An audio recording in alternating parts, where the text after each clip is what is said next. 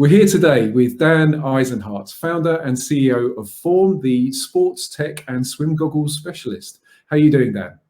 I'm doing great. Thanks for having me.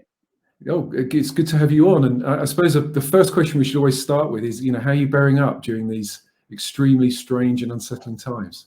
Yeah, it's very unsettling, isn't it? I'm actually sitting here alone in our office. So everybody else is working remote, but this is a chance for me to have, my own office, and I have my coffee and my water and everything, and I can sit and do all my meetings in front of the screen. But it's very lonely, and I'm sure everybody else is lonely at home. So we're looking forward to coming out of this. Yeah. So I suppose you have the advantage of a commute, so you can at least bookend your day. Whereas most of us now, we're just stuck at home, and all the days blur into one, don't they? I know. Yeah, I kind of have to get out of the house. I do have one day where I work at home, and that's enough for me. Yeah.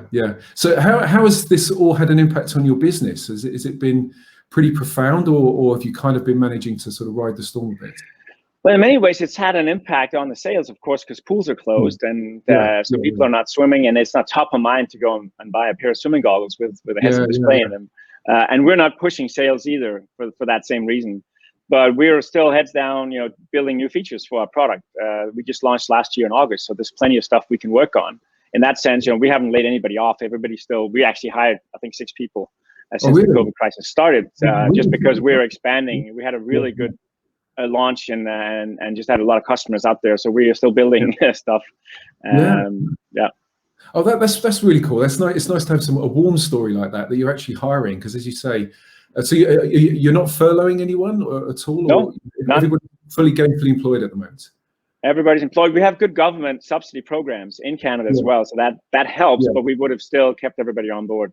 Yeah, and is it right that there are individual subsidies as well? So like company directors can kind of claim a fixed amount of cash. Is that right? Did I hear that in Canada? It's a wage subsidy program. There's so many that are being rolled out. I'm not even an expert anymore, but the wage subsidy is the biggest one. So 75% of wages up until a certain cap are covered. And through August, I think now, so March through August, and there's a bunch of other programs as well that others are tapping into. But that definitely helps a lot. Yeah, no, definitely. So you mentioned obviously you're quite a new business. You're employing, which is fantastic. So maybe tell us a bit about how you came about, how the idea sort of started as a genesis.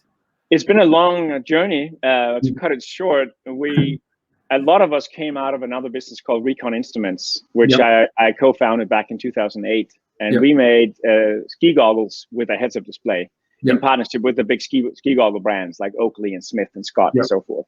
And that was then sold, is that right? Recon was sold, is that correct? That was sold, yeah. So we actually ended up making a sunglass for cycling as well with a similar technology, and then we just launched that, and then sold to Intel in 2015.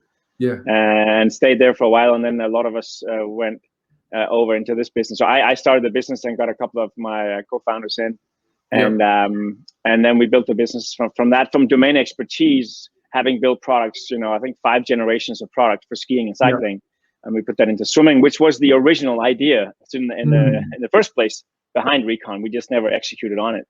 Oh, really? So finally, start because it was very much a sort of triathlon orientated product. As you say, you had the heads-up display within cycling. So originally the idea was to go with swim. So I'm guessing you did a deal with Intel, so they're not coming at you for the IP or anything. I did. Yeah, I was very particular about that.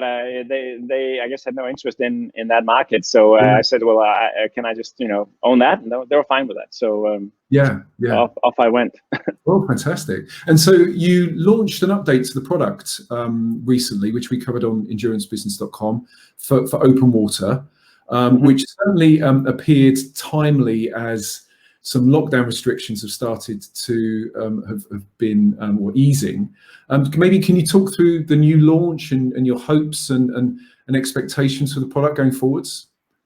Yeah, so when we launched in August last year, it was for pool swimming, and we were giving that real-time experience in the pool, which is great. That's where most of us spend, more than 90% of our time training in the pool. But the open water swimming feature has been a feature that's been much requested by our customers. They're real, triathletes in particular. Of course, they're asking for this feature.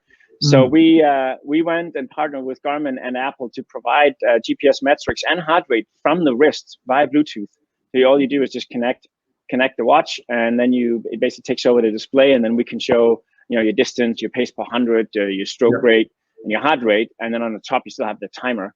So what we're seeing here, sorry to interrupt. What we're seeing here with the imagery, so that's kind of like how the point of view display works through the goggle. So it's into sort of the near immediate vision, essentially. Yeah, it's a transparent, sort of a see-through display. You don't have to use any energy to focus on it. It just appears in front of you. And this is how it looks like in the pool as well. So same display, same type of setup, very simple. And then you can configure what you're seeing on the display. Yeah. So sometimes the water isn't always that clear. But obviously the display is, so you will always see that, I'm guessing. Cool. And then it works with an app. So you have the app, and is that right? And or is it linking with? You mentioned Garmin and other devices as well.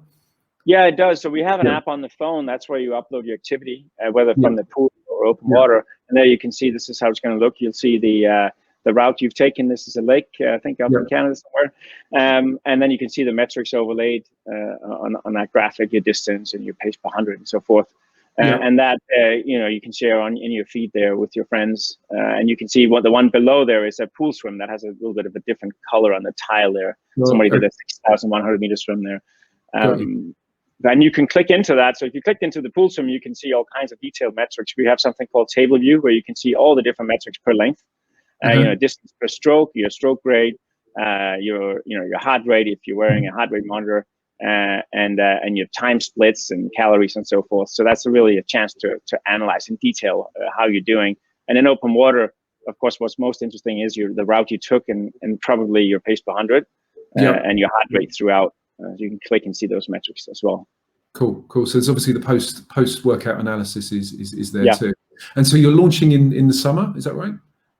We are launching in the summer, so now it's just giving everybody a heads up. Hey, this is coming, and of course, if you have access to a pool, you can still use the goggles with the basic functionality that's in there already.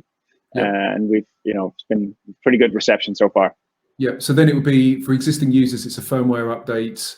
They can, they refresh the update on the device. It's done through the app, I'm guessing, and then that gets them ready to go into the open water. That's right. Yeah, it's very simple. Yeah. And in terms of distribution, are you kind of, given that some retail is currently not open, is that presenting a bit of a problem, or are you hoping that come summer most of your retail customers, so if you use them, would be around, or are you more direct to consumer in terms of the way you use them?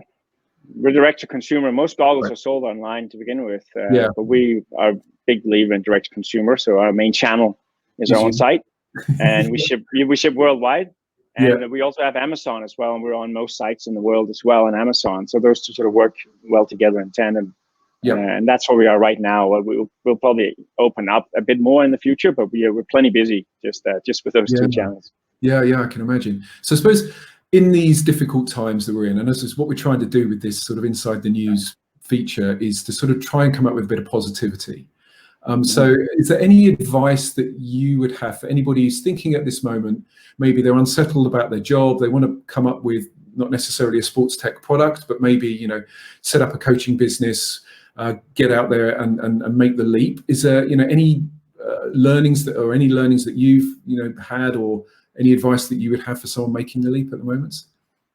I almost give the same advice to everyone that wants to start a business. Number one is make sure you solve a real problem. A really painful problem. And I always say whatever you come up with has to be 10 times better than the alternative, because it'll take time to develop and build before customers can enjoy it, and the whole world moves forward in the meantime. So it has to really be a big problem you're solving. And then you have to love, you really have to have passion for it, because it is still a long road to get to basically finishing the product or the service that you're providing. But then the reward is there as well, both in the journey, if you've set your mind up for that, and also afterwards. But those are really the two most important parts. Yeah. So in terms of financing and access to finance, in terms of how things are in Canada or how you're seeing in North America in general, has there been any challenges there, or do you feel that the availability of cash to set up a business is still okay for any new startup? Actually, there's definitely cash. Yeah, I think valuations are coming down a little bit, but they were also probably a little bit too high before. So valuations are coming down, but not going to buy a crazy amount. I also run a venture fund, so I do have invest in startups as well.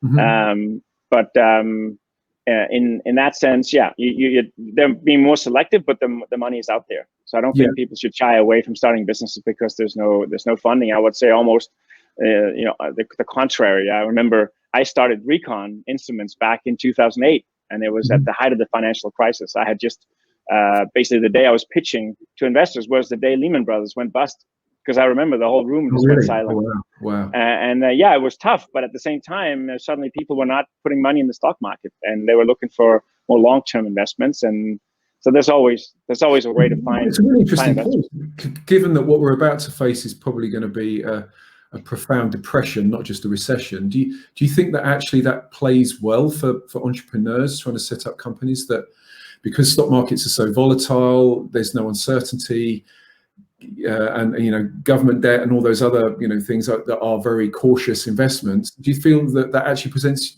a business like yours or any other new startup with actually an opportunity? Clearly, obviously, if they've got the numbers right. I absolutely believe that. I've gone through it. And I think it comes down to sort of your personal lifestyle as well. If you're able to just cut costs, or if you don't have an extravagant lifestyle to begin with, then it can be a big delta for you to certainly go and live off of nothing, because it is hard, right? Just you're not going to have that income from an employer. But then again, as soon as you get investors, then you can start paying yourself salary. So I think it's easier than people think. It's still very, very hard to do, of course, but it's not impossible. And if the passion's there, the drive is there, and the idea is good, you're going to get funded. Well, fantastic. That's well, hopefully for a good hope of it, if you like, for anybody who's out there. Final quick question then. In terms of the endurance sport industry, as you say, you're heavily focused on swim. The endurance industry itself is facing some significant challenges. Obviously, everything is interconnected, related to events. Brands have suffered, sponsorship has suffered. Obviously, a variety of sort of, I wouldn't say it's necessarily a house of cards, but it almost feels that way.